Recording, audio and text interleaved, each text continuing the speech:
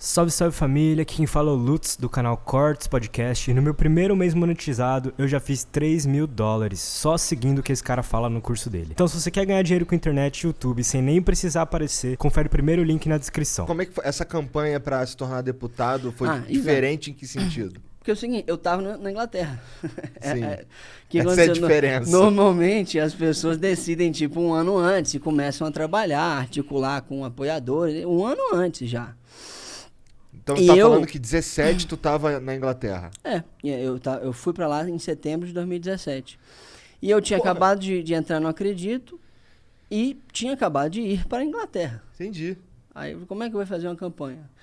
E aí, o que aconteceu, assim? Eu fui selecionado também para a primeira turma do Renova BR, né, que é uma instituição, uma escola de política idealizada pelo Edu Mufarrege, que inclusive me ensinou demais o Renova. Eu fui selecionado e falei assim, pô, então agora nós vamos mesmo, que eu já estou no Acredito. Fui selecionado pelo Renova, agora vamos fazer essa campanha acontecer. Só que eu estava da Inglaterra, né? Então não tinha como eu andar na rua, conversar com as pessoas, etc. Eu comecei a fazer alguns vídeos no meu Facebook, Instagram, etc. Mas nada que deu muito certo. E logo quando eu voltei era dia 25 de junho de 2018. Isso 3 meses antes do dia das eleições.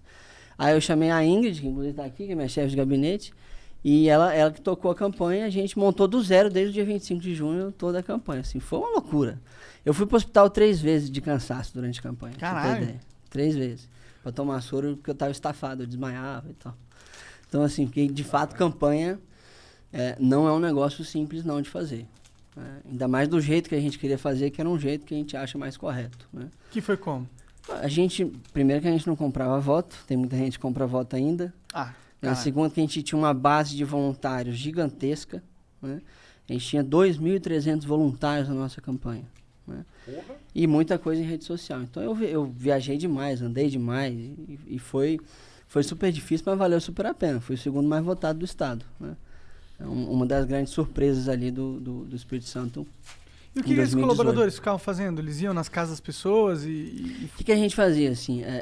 Eu, obviamente, tive uma sessão com eles, né? De eu me explicar quem eu sou, o que eu defendia. A gente separou toda a nossa narrativa, né? E os voluntários, de fato, eles tinham a função de conquistar mais gente.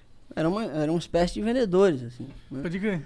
Então, só que tem uma diferença, assim, normalmente, nas campanhas, os políticos, eles pagam um monte de gente para ser panfleteiro, né? E entregar aquele monte de santinho. Primeiro que eu não tinha santinho, eu não gosto de santinho, eu acho que só suja a cidade e não resolve nada para ninguém. A gente tinha uns caderninhos, assim, com todas as propostas, a minha história, etc. E a diferença é que é o seguinte, os panfleteiros, normalmente, eles nem sabem quem que é o cara. Eu conheci todas as pessoas que estavam trabalhando com a gente.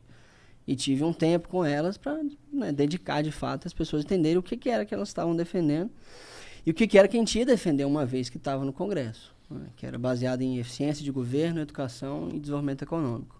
Eram esses os 3 grandes pilares assim, da nossa campanha e são os do nosso mandato. Então foi aí uma luta muito grande ao longo desses meses aí de campanha.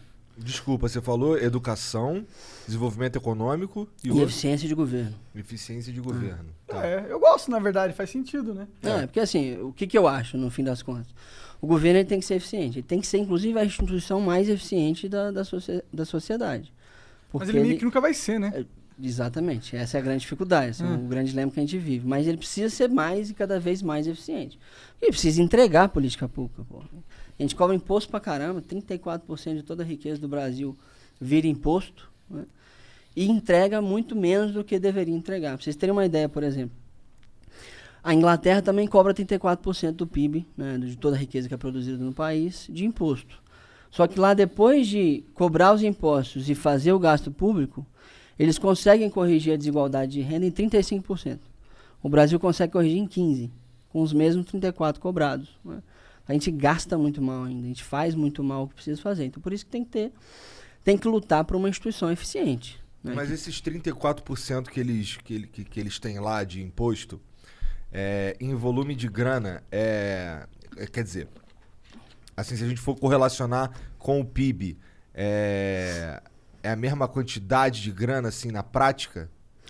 Não, mas você não precisa fazer isso, porque a proporção de redução também é menor. É tudo proporcional, né? Eu cobro 34 e reduzo 35 lá. Aqui eu cobro 34 e reduzo só 15, a desigualdade de renda. Entendi. Que é um dos indicadores que você pode utilizar. Né? Fora que o Brasil ainda é um país, infelizmente, é muito pobre. A gente precisa resolver o problema do crescimento econômico do Brasil rapidamente. Né? É porque, bom, aí tu também, de novo, me corrige se eu estiver enganado, que eu não sou deputado, não estudei essa porra, não fiz mestrado em Oxford. E é burro. E eu sou burro. Cara, uma das paradas que tu falou aí, que faz parte dos pilares, é a educação.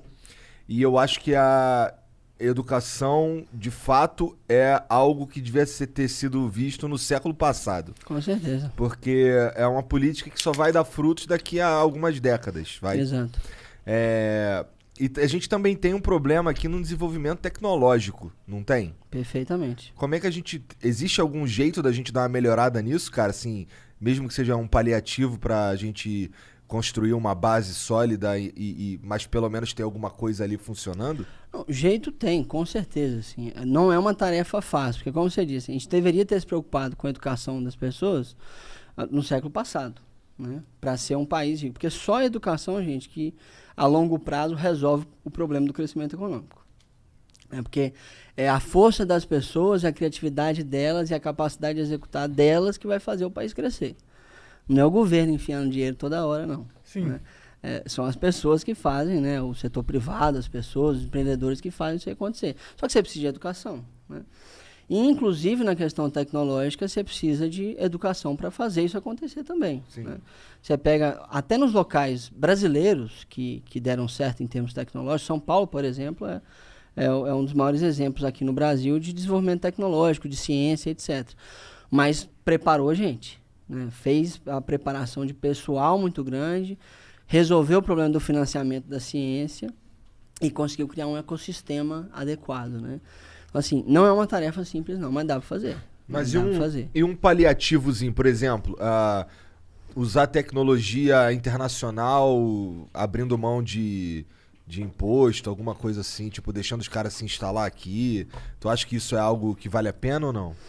Eu sou um liberalzaço, né? Então eu acho que vale vale a a pena. Falar que acha vale eu acho que vale super a pena. Sim. Porque assim, tem coisa que a gente não... Se a gente for querer correr atrás do que os caras já fizeram pra fazer igual... Fudeu. Esquece, meu irmão. Vai demorar o mesmo tempo que eles demoraram. É melhor pegar o que eles já fizeram e ajudar a gente a fazer outras coisas. O Brasil tem potencial pra caramba na ciência. Eu acho que o Brasil, por exemplo, vai ser a maior potência bioindustrial do planeta. Mas precisa se dedicar a isso, né?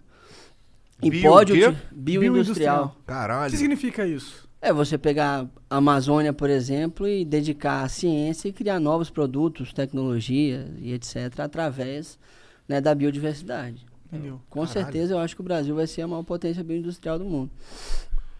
Mas com certeza eu acho é foda também. Isso né? que eu ia falar, viado.